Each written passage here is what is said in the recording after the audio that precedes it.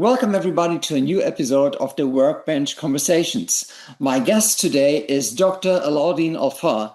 He is a strategy management consultant and a leadership coach with a wealth of expertise, 24 years spanning aerospace, government, insurance, banking in Saudi Arabia. Over the time, he has worked for inside organizations, supporting executives, CEOs, especially in the phase when they are navigating real transformation and also developing new corporate strategy.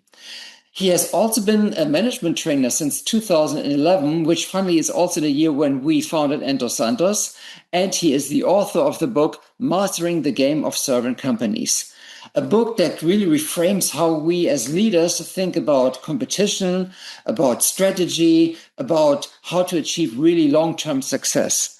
And this also earns him a lot of speaking invitations across the region. Ala, welcome, and it's great to have you here.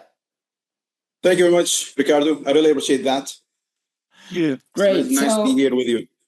Absolutely a pleasure to talk to you every time. So, Ala, I would like to start or to begin with a question that seems to sit at the core of your book. You told me that after reading Good to Great, one thought stayed with you, which was before a company can become great, it does to become good in first place, right? So my question would be, where did that question lead you, and why did it become so important enough for you to spend years researching and also writing your book? Yep. Thank you very much for that, Ricardo. Actually, if you want me, allow me just to go one step back of the opening of the book itself, The Game of Servant Company. Just want to highlight one thing about the book itself. This book is built on questions, not on answers. I do not give answers because every business leader already knows their own business better than I do. So what I offer in that book are 7 questions, grouped into 3 stages. First, starting with prepare to play, to win, then when to play. Those 3 stages, what I argue that most of the companies actually move through them. Those 7 questions are the operating system of my book, supporting in 2 core concepts. Actually, my book is mainly to help the reader asking the right question in the right answers. Sorry, asking the right question in the right sequence. Again, I'm not providing the answers. Everyone is no better their business than me. So I'm only helping them to ask the right question in the right sequence. The power of these systems is not the answers, it is the context that we create and the sequencing of those questions. So back to your question, why I wrote that book and what actually triggered me to start thinking about the book. Yes, you're totally right. Actually, the moment when I finished reading the great book, which is From Good to Great, Jim Collins excellently answered how companies move from good to great. But after finishing that, reading the book, there's a question comes in my head and keep me actually working for that book for years. That question is, how does the companies become good in the first place? Actually, Ricardo, if you're in a good stage, it's not that difficult to become a great. If you are in the gym and you're good in the gym, if you are good in the gym, actually, and you want to move to the great stage, you just need to work a little bit harder. Maybe you need to have a special trainer, a special coach. Maybe you need to watch out for the way you train, the food you consume. Then after that, you will move to great.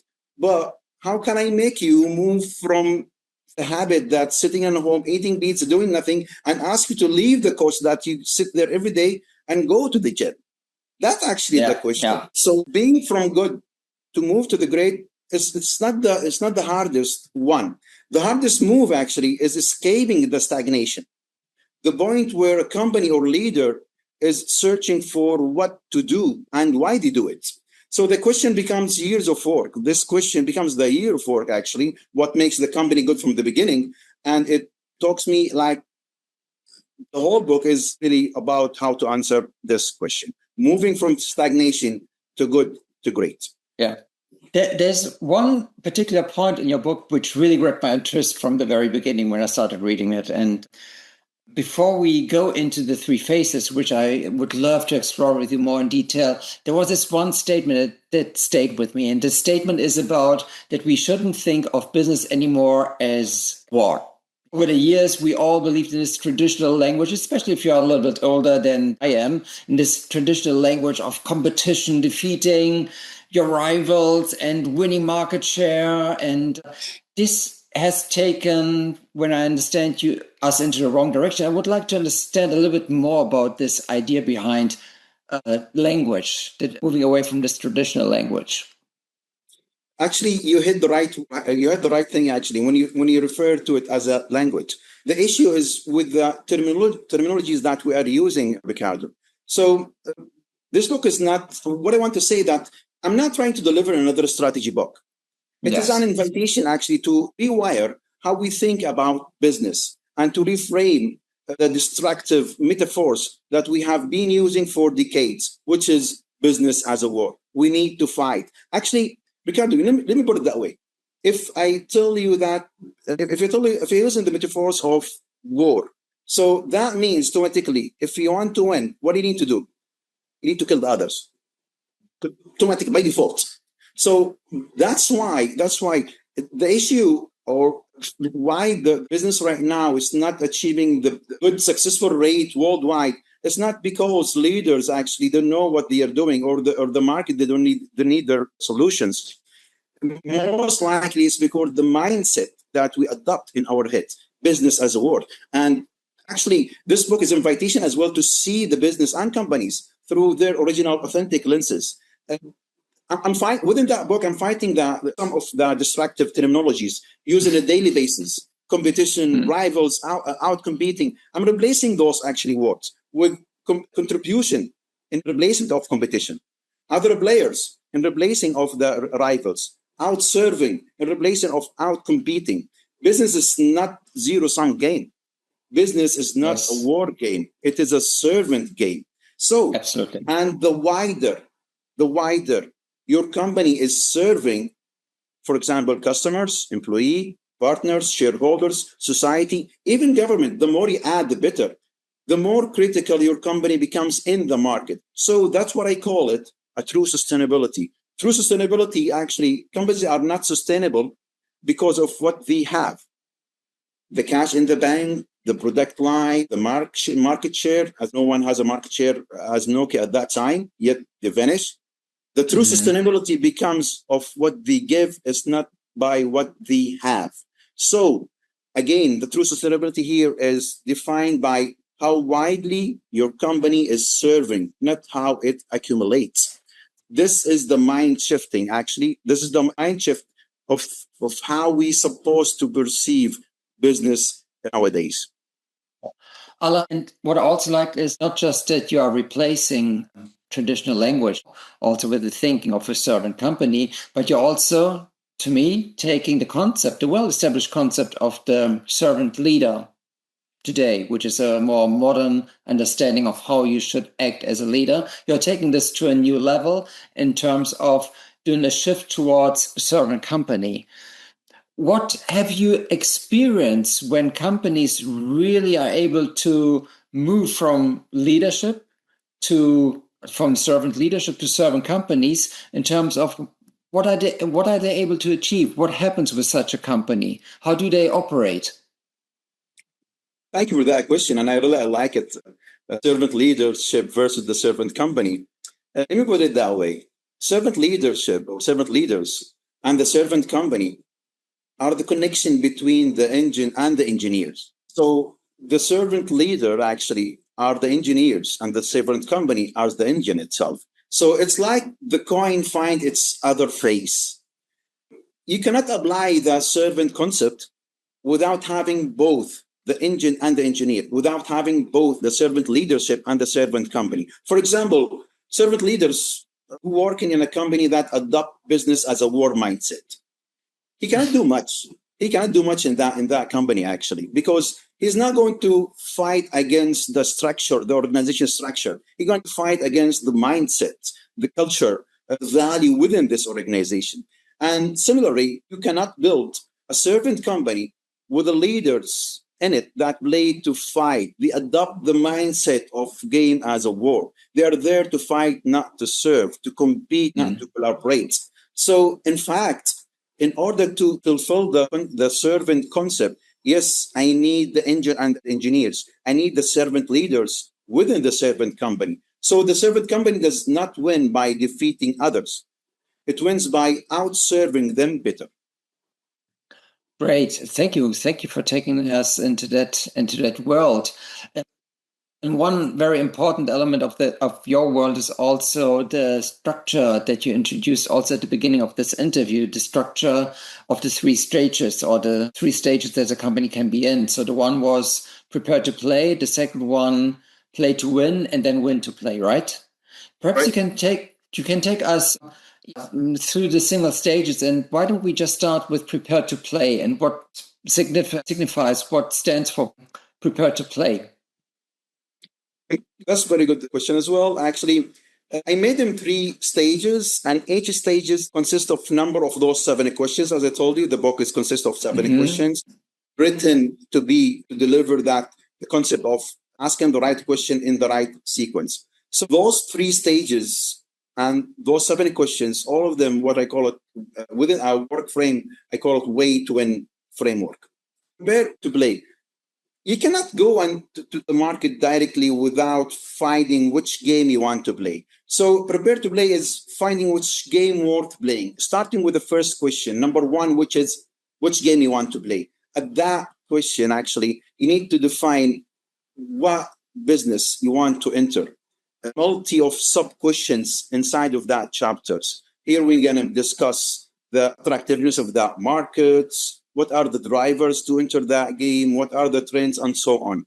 Then moving from there to the second question, which is, how is the game actually played? A lot of people, especially the new entrepreneur, actually, because they are sitting together, having that coffee, and they found the next shop. They have a lot of customers in it. They decide at that coffee shop to open a new business just because they have enough budget, and they feel they have some time to create a new business. Wait a minute, don't create a new business if you don't know how it's actually played. Mainly, if you cannot tell me how that game is actually played within, 20 seconds, it's not your game. You have 2 choices in here. Yeah. You have 2 choices in here. Either change the game, don't go, or bring someone who knows it. If you cannot sketch the game architect and all the ecosystem within the napkin of the coffee shop you're sitting in, you didn't know it. So you didn't know it. Why I'm adding these questions? Because a lot of entrepreneurs, they spend a lot of cash and a lot of money just because they feel the business or the game they're entering is attractive, but yet they don't know how that game is played. Second question, third question, which is very critical, how the key players shape the game. Again, I'm not using the competitors. By the way, the word competitors is forbidden in my book. You wouldn't ever find it.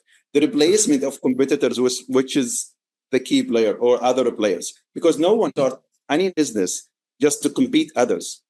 We start the business to deliver value. And most of the entrepreneurs, if you go and ask them the first day you open your business, why you open it? Most of them will say, we found a gap in the market and we feel that with this product, we can fulfill it.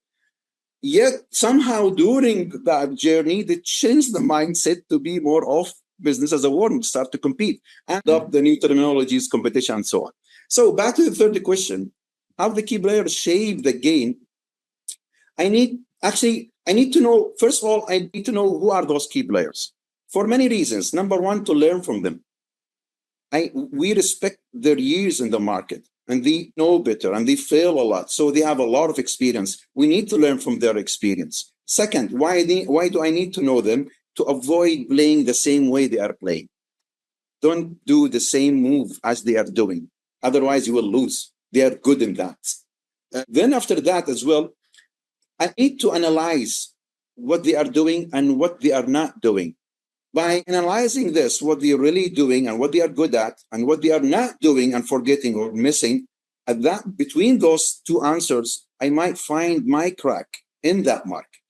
be some missing something, or they must be not interesting to do something, either market or product or customers. Maybe they are mass product. Maybe they are going to the mass segmentation. So how about if I go for niche customer in that case, and so on.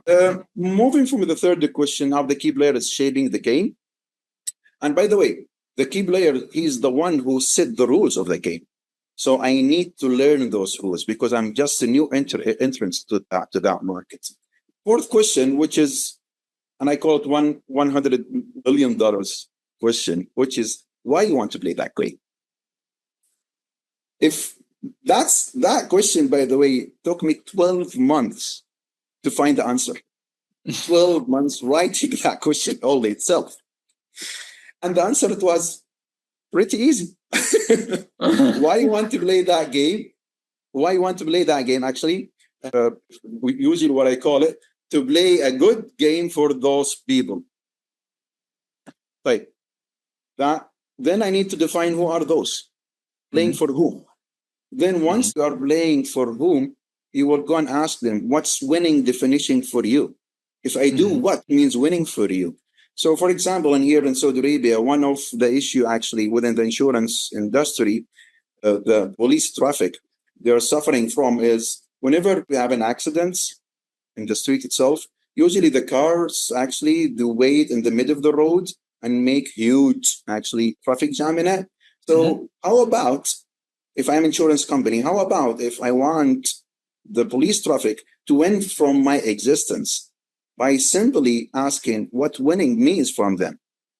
So we can ask what type of insurance company would police traffic need within those coming 2 years, for example. One of the answers could be, we need insurance company that expedite the way to finalize the claiming and all of that during the first minute of the accidents, which make the drivers just leave the street or leave the place of accidents within less than a minute. So we don't have time to make a traffic jam at that time. So that type of insurance, the police traffic actually would really love your company, would really love both your company. And again, that's the true sustainability. So if you play in the way and play in the way with your mind that you need others, you want others to win from your existence, automatically you will be a servant company that everyone try to support your existence. So that's the question number 4, why you want to play that game. Moving from there, actually, which is how we want to play it, it's mainly of like design your play, the operating system, departments, organization design, all of that, which is everyone knows about that impact. And by the way, most of the business leaders, most of the entrepreneurs, they start from the question number 5. Starting building the organization chart, start building the departments, start to define what tools, what systems, what infrastructure they want to do. And they miss the 4 questions before that. You need to ask those questions, those sequence. Which game, how that game is actually played, how the key player is shaping the game, why you want to play that game. Then after that, how we want to play it, how we want to be designing. Then all of those are within the prepare to play. By the way, if you notice, all what I have done so far is articulate my hypothesis. All of those are hypotheses. I'm assuming that, I have assumed that this is the game I want to play. It's really attractive. And yes, I have the operation cost of it. And yes, I know how to play it. And yes, I learned from the key players. And I'm assuming by this solutions, I'm serving those customers or employee or the shareholders or the partners. I'm assuming with this solution, I'm serving their pain. And with this design, it will deliver this product or service. All of that are hypotheses, which is, and I group them into one document, which I call it strategy story. Okay. So now we move to the second stage, which is now you need to play to win. Give me your strategy story. Give me your strategy story. Good. I know, because now it's, I think, the stage or the second phase where the risk is very obvious that we can bring in the wrong language, as you were discussing before, because we are now in this phase where we are growing, where we are now a prosperous business. We have sufficient evidence that it's working. And then we start looking at market shares. We start looking at being more effective, more efficient. So I'm really interested in hearing how you define the play to win stage 2. Yeah. So so far, all what you have, strategy story with a lot of hypotheses. And by the way, a lot of things that falling points that entrepreneurs they fail on it, they get in love with their idea. They get very emotional with their idea. And they don't like anyone to prove that their idea is wrong. And that is the time when actually you plan to fail. Mm-hmm. Because your idea is not you. It's not even your baby. Most of them, they treat their idea, their new business as their baby. They're protected. Don't. Make the market define and validate it, not you to define and validate it. So now take your strategy story with all of the hypotheses in it and go to the market right now. Play to win is the execution phase. The question number 6 at that time in here, what you will do to win. What you will do to win in all aspects. First of all, I need to execute my strategy story. But the main goal right now, since assuming that you are an entrepreneur in a new business, you need to move. First of all, you need to cross the chasm, the market chasm, and you need to move from the early market to the mainstream market. And most of the companies dies between those two stages, the early market and the mainstream market. There is a chasm in here in the middle. Most of the company stay longer in there and they lose the inside. So what I'm trying to do in here, actually find your early fans. Those people, they believe in what you believe. Those people will open their doors for you to come and validate your hypothesis. Those people will try to support you. They might say something like, okay, Ricardo, maybe you don't have full version of your product. Maybe your product's not fully structured, but it seems you have something that we are interested in. Please, let's do it together. Let's support each other to make your product, your hypothesis actually validated. See, at that time, you're not validating your product or your business based on your thoughts. Now you go to the ground itself and ask the real customer and ask them, and they touch your service, they touch your product. And at that time, they will give you something very valuable, the feedback. They give you a real feedback. They'll tell you, Ricardo, go and do 1, 2, 3 for your product. Then after that, come back and try another version. So those early fans, the question, how can I find those early fans? Unfortunately, you will never find them. They will find you. Yeah. They will find you. By how? By one thing. Don't communicate your what. Whenever you communicate, don't communicate your what. Don't say that I have that product, we'll do this features. Don't. Communicate your why. Tell me why you're doing what you are doing. And those fans will come to you because they have the same why together. Your why is touching their pain. What I call it in my book, you go to hunt and accidentally you'll be hunted. So be open wide actually to the market, to the voice of the market, to the customer in the market itself, and be of like, what do you call it? When I say strategy story, don't be storyteller, be story editor. Prepare yourself to change your story every so often from every single comment you're receiving from the market itself. Because until now, it's still a story. Until now, we are in day 1. And that's the second thing I'm using in the what you will do to win, play to win, which is I'm breaking the movement from the early market to the mainstream market. I'm breaking that through number of days.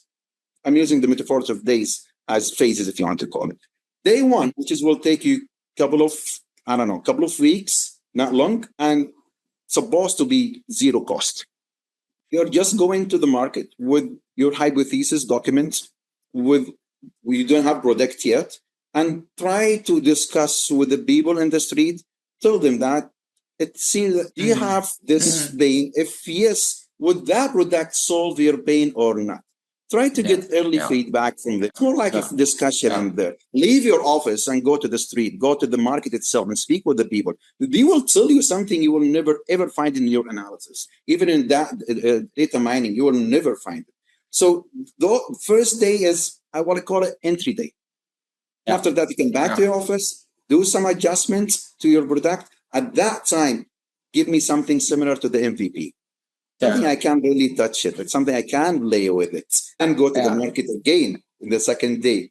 If I may say so, because this is one of the many points that stick with me.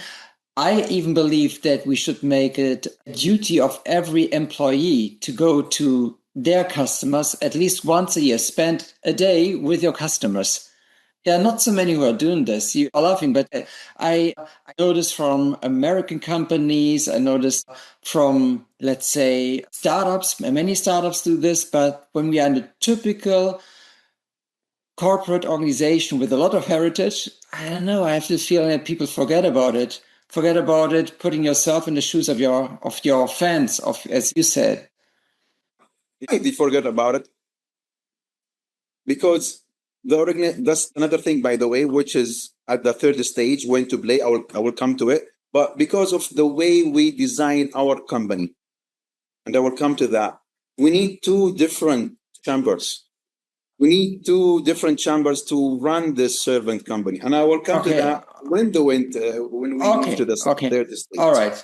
So back to play to the win, and days approach. Now we go to the second day. We finish the entry day. We go to the adjustment day, which I call it adjustment day. At that day, it will take you like a couple of months, and you might spend some of your funds, some of your investments, not all of them. Yet we haven't built anything yet. We don't have organization yet. We don't have departments. We don't have full team yet. Don't spend all your money from day one. And that's most of the entrepreneurs. They are, because they believe in their product. They thought that if they create that product, the whole market will stay on queue and begin them to have their product, which is not. Don't spend all of your money from day one, and don't even create your MVP from day one. Just go and ask. Validate some of those hypotheses that exist in your strategy story. Within the day two, yes, it will be longer than day one from duration point of view, and will spend some money as well to create that MVP. You go to the market, and guess what? You will do some sales. You will generate some money. And at that time, you would thought, okay, and now I have validated product. Not yet. Okay. Because you might find some customers buy your product, but those customers are very few. They cannot help you to make a market, or not help you to give you a very good cash flow. Actually, within that day, within that day, you're supposed to have your early fans, because those early fans, they will go and touch your product, play with it, test it, and they will give you something very valuable, which is a very productive feedback. What you need to change within your product or service in order to fulfill their pains. So now you customize your product, not in a very generic way. Now you customize it based on those early fans, very particular type of pain. Like you told me, now I found one early fans. What about another early fans? Now we need to move sideways, either product by product or customer by customer. For example, if you are an early fan number A and you fix for them a certain pain, you might tell them that you might have similar pain in another department. You fix something within the department of the HR, similarly, it could be in the department of the market itself. So now we try to configure a little bit to go with the other department. So now you do another sales. That's from product to product. Now you need to move from customer to customer. If, for example, your early fan, for example, is like, I don't know, could be like restaurants. So you're fixing some pain that refer to the restaurants themselves. So how about if we go to the hospitals, and those hospitals, they have like catering as well, which is at the end is food. So you might customize your service or product to fit those new customers, which is they are in hospital industries. We need to move in both sides at that time until you have a good, you have a good number of early fans. Then you go back to the to the office and adjust or fix the final adjustment of your service. And now your service or your product is totally clear for you what you're supposed to do and how you're going to do it. Then you go for the third day. Third day, actually, what I call it, live or die. It's either live or die at that time. It's because two things. It's too long in the duration, and you will spend every single money you have with you. So you need to do the sell, otherwise, vanish. Let us try to go to the win to play, to the last stage. If you perhaps just let us know, especially perhaps also on that question that we raised before, briefly how that will work. So people, I guess people will be able to, of course, go into your book and buy your book, and we'll also make sure that we have it in the description where to buy the book. But just give us a brief introduction to the win to play stage 3, please. Sure. If you can notice, the first stage is prepared to play. It's kind of like entrepreneur level, or established companies, they want to expand somewhere else. Then play to win is still not having a full established company, but at the end of the play to win, at the end of that stage, you would have your approved way to win. So, for example, McDonald's is winning in one state. If they open another restaurant in another continent, for example, the most likely they will win at that time because they have approved way to win. Most of the leadership actually, they thought that's the end of the road. Khalas, I have my company, I'm winning right now. Actually, I have a very good market share. I have a big fish actually buying from my product, and they are my regular customers. And they thought that's the end of the journey. My friend, if you thought that's the end of the journey, it means that you will do nothing to improve yourself. And there's something in the market. I want to tell everyone about it. What I call it, a black hole. There is something called a black hole. What is this? Thank you very much. If you're not moving from your orbit, from the current orbit to the second orbit by serving better and bigger, by default, the black hole itself will suck you. Similar like what Nokia did. Yes. Nokia thought that with the market share we have and the cash we have in the bank, it's good enough for us to stay longer. But guess what? The market will not allow this. The earth itself will not allow this. Third, your existence serving the earth to be better, or the earth itself will replace you with someone else. So if you thought that sitting down in the world of the market, in the business, and not to improve, thank you very much. You are going to be like a lovely food for that black hole to suck you on. It's only a matter of time until it'll be sucked out of the market. Just a question, because if I'm now a company which is facing that black hole, if I'm a company that is struggling, if I'm a company who knows I need to restructure, I need to increase my performance, or perhaps I even have to lay off people, how does the servant company deal with this situation? Okay, that's a very good question, actually. First of all, if you notice your terminologies, Ricardo, you mention everything, the key thing. You mention everything, the market, the market share, the product, the restructure, everything. And you miss one key thing, the customer. Let's go and ask the customer, Ricardo, why we play that game? To serve those people, the customer, the employee, the shareholder, the partner, and all of those people. Go and ask them how I can be more benefit for you. What you want me to do in order to enable you better and better.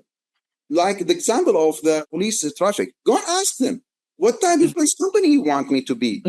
Leave the office itself. You mention everything except the human, the customer, the employee, the shareholder, the partners, those people. We need to speak with the humans. Go and ask the human, what type of company you want me to be in order to empower you. At that time, you will change the way you play that game to fulfill their own game. So do you think if we do that, are you going to face, I don't know, difficult situations of layout or something like that, layoff or something like that? I don't think so. Because if you playing in the way of servant company, those people will sustain you.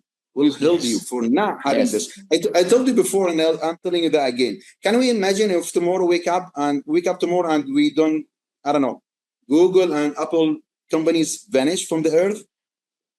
I can't. Would you let that happen? For me, no. And I especially Google Earth, I cannot live without it.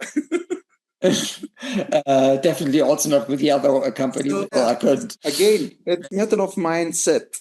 We are not having our companies to serve. We have our companies to compete with others. I want to be better than them. It's not that way. It's not supposed to be seen that way. Yes.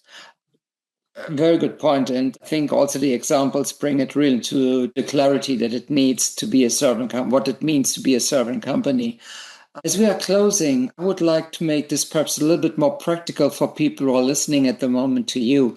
Is there any thought that you would give them, any advice you would give them? Of course, buying a book, going through 3 stages, understanding how to deal with it, but something that when I wake up tomorrow morning, that should be top of my mind in order to have at least a little bit more of this thinking incorporate into my daily work of a servant company. Is there anything you would recommend? One thing that people should remember tomorrow morning about this conversation? If there is one thing I want them to remember out of this conversation, maybe this thing. Business is no longer about how we fight the most. It is about how we serve the best. And here, the book that I'm trying to deliver for everyone was never really asking how to compete or how to win the competition. It is asking what game is worth winning and who will benefit from it when I do. What game worth winning and who will benefit if I do. That's the way. The way of mindset will make you as a servant company. Servant company is not something new. It's not companies with a different type of organization or new type of departments. It's a similar that the one everyone's working with. It's the only different thing is the mindset. We are there to serve others, not to compete within the other players. Yes. So that may be the main thing that I want to deliver out of this, and everywhere, every time. That's what actually I'm trying to invite everyone about it. Stop seeing the business as a war, and let's see business as a servant game. Alain, thank you very much. So thank you very much for taking us into the world of servant companies. I think your book, Mastering the Game of Servant Companies, is a must read for everyone who is dealing with building, leading, restructuring companies or as a leader. So, and I feel a lot of connection with this, with the things that you were saying about also in your last statement. It's not about competing. It's not about winning against each other. It's much more about the creating the value, and also your examples, I think, are top on. So thank you. I will make sure that you can see the link to the book in the comments. And yes, it was a pleasure to have you here. And with this, so thank you, everyone. And don't forget to keep curious, keep discovering, and be fiercely human. Thank you, Alain. It was a pleasure. Thank you very much. Thank you.